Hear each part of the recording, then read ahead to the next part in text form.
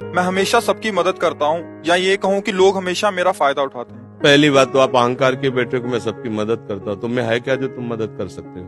क्या है तुम में मदद कर सकते हो? न तुम्हारे में बुद्धि है, न बल है, न इतने बड़े धनी हो, कुबेर का खजाना तो है नहीं, और बुद्धिमान ब्रह्मा वाली बुद्धि तो है नहीं। तो आप क्या मदद कर सकते हो किसी की? क्या मदद कर सकते हो? व्यर्थ का अभिमान क्यों रखते हो? भगवान कृपा करके यदि किसी को एक लोटा पानी तुमसे पिलवा रहे हैं तो इस बात को ऐसे क्यों नहीं देखते हो कि भगवान कृपा करके इन रूपों में मेरी सेवा स्वीकार कर रहे हैं, मैं मदद। इसीलिए तो तुम्हें क्रोध आ रहा है, क्योंकि कामा संजायते क्रोधा, क्रोधा स्मृति विभ्रमा, स्मृति भ्रंशात बुद्धिनाशो, बुद्धिनाशात प्रणश्यति। तुम ये कामना किए बैठे हो कि मैं दूसरों की सेवा करता हूं और दूसरे मेरी बात नहीं मानते, मेरी ये सेवा नहीं हुई। तुम उनसे सम्मान चाहते हो।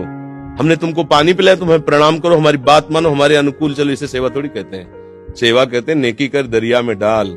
सेवा कर दी, अब तुम गाली भी दोगे तो हमें स्वीकार है। तुमने जल पी लिया, आनंद से तुम मस्त रहो, हमें गाली दोगे कोई परेशानी नहीं। इसे कहते हैं सेवा। सेवा करके सामने वाले को झुकाने की बात आना, उसे सेवा नहीं कहते। पहली बात, गलत हो आप, तभी आपके अंदर क्रोध आता है। यदि आप गलत नहीं होगे तो आपके अंदर क्रोध नहीं आएगा।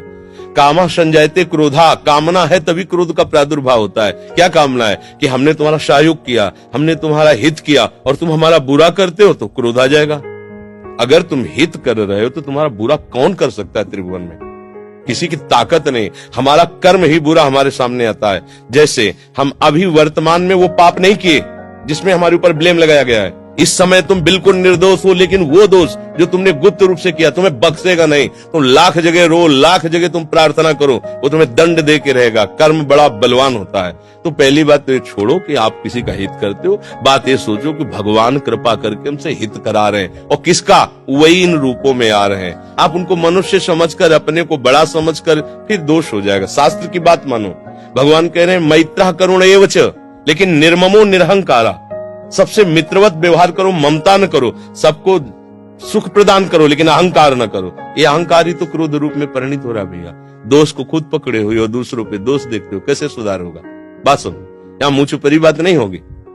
तस्मात् शास्त्रम प्रमाणम ते कार्याकार्यो व्यवस्थित हो। सही बात सुनने के लिए भी छाती में बल चाहिए। बोलने की तो बात जाने दो, सही बात सुनने के लिए हमारे अंदर बल चाहिए। अगर तुम इस बात को सुन ले, समझ गए, तो तुम गृहस्थ में रहते हुए भी महाशक्तिशाली बन सकते हो।